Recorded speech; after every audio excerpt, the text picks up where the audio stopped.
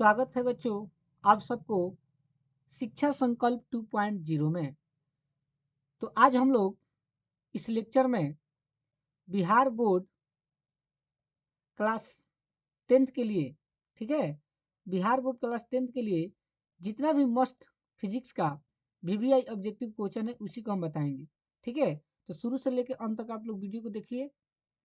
यहाँ पर लिखा हुआ है, देखिएगा, बिहार बोर्ड परीक्षा 2024। कहने का मतलब कि जो भी लड़का लड़की 2024 में परीक्षा देने के लिए जा रहा है उनके लिए बहुत जरूरी है।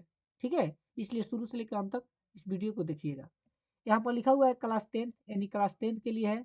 सब्जेक्ट आपका क्या है? फिजिक्स, जो हम शुरू किए हैं चैप्टर 1 से। तो चैप्टर 1 में जितना भी ऑब्जेक्टिव प्रश्न है उस सबको इस लेक्चर में आपको देखने को मिलेगा, जिसका नाम है प्रकाश के परिवर्तन।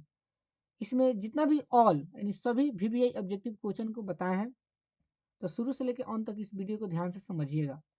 पहला क्वेश्चन देखिए, लिखा हुआ है प्रकाश के परिवर्तन के कितने नियम हैं। अगर आपसे कोई पूछे कि प्रकाश के परिवर्तन के कितने नियम हैं तो आपका आंसर होगा 2। कितना होगा बच्चों? 2। ठीक है, याद रखना। क्वेश्चन नंबर 2 में देखिएगा, लिखा हुआ है समतल दर्पण द्वारा बना प्रतिबिंब होता है। कहने का मतलब कि अगर समतल दर्पण में कोई भी प्रतिबिंब बनता है तो कैसा बनता है? तो याद रखना, काल्पनिक बनता है। कैसा बनता है बच्चों? काल्पनिक। क्वेश्चन नंबर 3 को ध्यान समझना। किस दर्पण द्वारा किसी वस्तु का वास्तविक प्रतिबिंब मिल सकता है? यानी कौन ऐसा दर्पण होगा जिसका वास्तविक प्रतिबिंब मिल सकता है? ऑप्शन ए में दिया है उत्तल दर्पण, बी में दिया है समतल दर्पण, सी में अवतल दर्पण और डी में दिया है इनमें से कोई नहीं। यानी आंसर आपका क्या होगा बच्चों? अवतल दर्पण। याद रखना, option number C. Question number 4 को ध्यान समझना। किस दर्पण की फोकस दूरी चिन्हों की परिपाटी के अनुसार ऋणात्मक मानी जाती है? कहने का मतलब कि कौन ऐसा दर्पण है जिसको चिन्ह की परिपाटी के अनुसार क्या मानी जाती है? ऋणात्मक मानी जाती है। तो याद रखना, वह दर्पण कौन होगा बच्चों? अवतल दर्पण होगा। ठीक है। क्वेश्चन नंबर 5, एक प्रतिबिंब का आकार हमेशा वस्तु के बराबर है। एक प्रतिबिंब का आकार हमेशा वस्तु के बराबर है तो दर्पण होगा।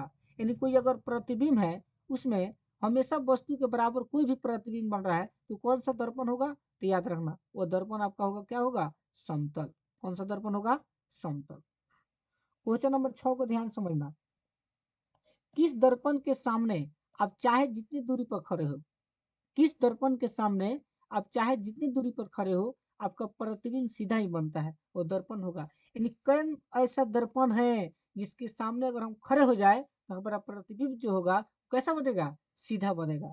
तो आपका दर्पण होगा या तो समतल हो सकता है या तो उत्तल हो सकता है। तो याद रखना, दोनों अगर आएगा समतल या उत्तल तो क्लिक कीजिएगा। ठीक है। क्वेश्चन नंबर 7 को ध्यान समझना। अवतल दर्पण में आवर्धित काल्पनिक प्रतिबिंब बनाने के लिए, यानी अवतल दर्पण में आवर्धित काल्पनिक प्रतिबिंब बनाने के लिए वस्तु को कहाँ रखा जाता है? अगर एग्जाम में आ जाए तो यह आप लोग का आंसर होगा फोकस के अंदर। कहाँ रखा जाता है बच्चों? फोकस के अंदर। क्वेश्चन नंबर 8, किसी वस्तु का अवतल दर्पण द्वारा बना प्रतिबिंब आभासी, सीधा तथा वस्तु से बड़ा पाया गया तो वस्तु की स्थिति कहाँ होनी चाहिए? तो आंसर होगा आपका दर्पण के ध्रुव तथा मुख्य फोकस के बीच होता है। ठीक है। क्वेश्चन नंबर 9, उत्तल दर्पण द्वारा बना प्रतिबिंब होता है। यानी कहने का मतलब कि उत्तल दर्पण में जो भी प्रतिबिंब बनता है वो कैसा बनता है? तो याद रखना, हमेशा बच्चों सीधा बनता है। कैसा बनता है? सीधा। क्वेश्चन नंबर 10, एक गोलीय द्वारा बने प्रतिबिंब का आवर्धन ऋणात्मक हो तो प्राप्त प्रतिबिंब होगा। यानी अगर गोलीय दर्पण में कोई भी प्रतिबिंब बनता है और उसका आवर्धन क्या हो? ऋणात्मक हो तो कैसा प्रतिबिंब होगा उसमें? तो प्रतिबिंब जो है उल्टा बनेगा। याद रखना। क्वेश्चन नंबर 11, गोलीय दर्पण में फोकसांतर एवं वक्रता त्रिज्या के बीच संबंध है। यानी गोलीय दर्पण में फोकसांतर, फोकसांतर को क्या बोलते हैं हम लोग? एफ। याद रखना, क्या बोलते हैं? एफ। और वक्रता त्रिज्या को किस इंडिकेट करते हैं? आर। यानी एफ और आर में हमको संबंध बताना है तो एफ और आर में दो को संबंध होता है। याद रखना, आर बराबर 2f हो जाएगा, क्योंकि अगर हम यहाँ पर एफ को अकेला कर देंगे तो दो जो है उधर चल जाएगा तो आर बाई क्या हो जाएगा? 2। आर बराबर 2f भी हो सकता है या एफ बराबर आर बाई 2 होगा। तो ऑप्शन में आपका ए और सी देगा तो आप लोग दोनों क्लिक कीजिएगा, या देगा आपका कि ए और सी दोनों, तो उस पर क्लिक कीजिएगा। ठीक है, लेकिन ऐसा सिचुएशन कभी भी नहीं आएगा, दोनों में से कभी एक एक ऑप्शन आपको देखने को मिलेगा।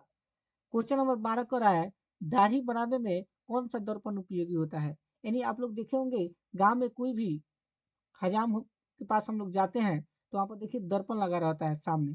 तो जो दर्पण लगा रहता है ना, वो अवतल दर्पण लगा रहता है, क्योंकि जो भी हमारा जो दाढ़ी होगा उसमें बड़ा बड़ा दिखाई दे, तो हमको कोई दिक्कत ना हो, इसलिए कौन सा दर्पण का प्रयोग होता है, अवतल दर्पण का। तो एग्जाम में आ जाए कि दाढ़ी बनाने में कौन सा दर्पण लगता है, तो अवतल दर्पण। ठीक है। क्वेश्चन नंबर 13, अवतल दर्पण की फोकस दूरी उसकी वक्रता त्रिज्या की क्या होती है। तो अवतल दर्पण की जो फोकस दूरी होता है उसकी वक्रता त्रिज्या क्या होती है, आधी होती है। याद रखना कैसी होती है बच्चों, आधी होती है। तो प्रकाश के परिवर्तन यानी फिजिक्स में चैप्टर 1 में आपका 13 ऑब्जेक्टिव था, 13 ऑब्जेक्टिव को बता दी है, और VVI ऑब्जेक्टिव है। 13 ऑब्जेक्टिव को अच्छा से रट जाइएगा। कल का जो वीडियो आएगा हम चैप्टर 2 को लाएंगे। ठीक है। और मेरे चैनल पर जो है, अगर नए होंगे तो चैनल को सब्सक्राइब कीजिए और शेयर कीजिए। धन्यवाद।